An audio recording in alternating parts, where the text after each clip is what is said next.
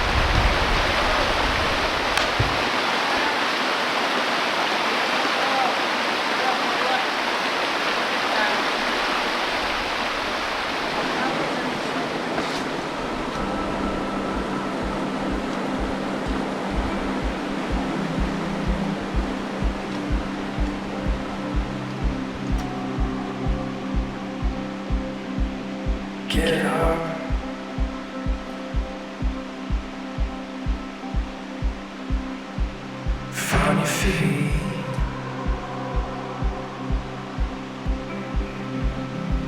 Falling asleep, son. Time to get a move on.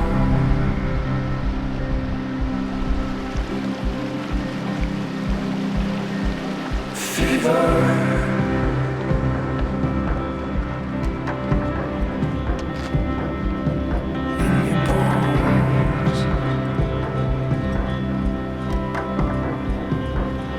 Rest on your own terms.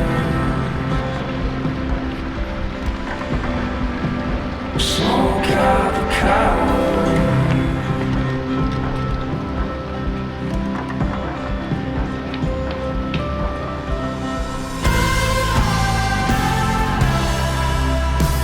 Would you quit with the cold words? Take it on your shoulders. Throw away composure. Move on.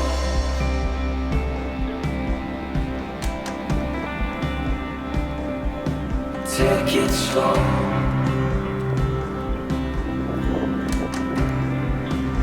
I lost you in the low clouds.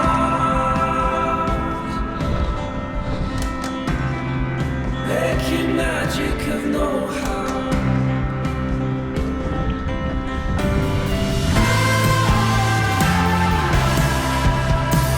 Would you quit with the cold words? Take it on your shoulders. Yeah. Throw away composure.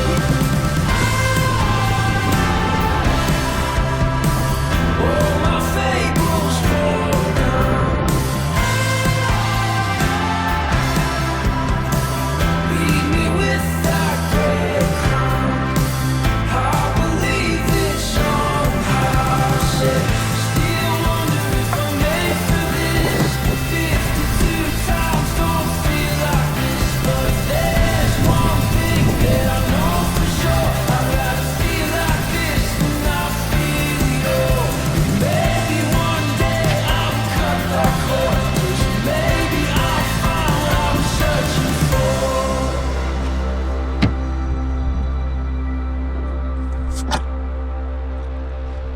Yes.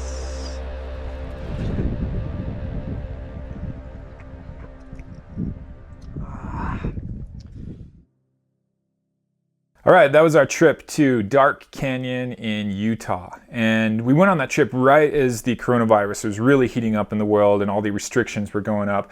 So that was just kind of on our mind as we did the trip, and I thought it'd be good to put that little intro and to just kind of remind ourselves, you know, years from now, what it was like at this moment and kind of what things felt like. And really what a great resource it is to have, to be in a state here in Utah where even when you're on lockdown and you're supposed to be avoiding people, there are vast tracts of wilderness, even outside the national parks, where you can go and not have to see a soul or a single other person. I chose Dark Canyon because we had originally planned on going to a national park for this hike. That's what we planned a couple weeks before.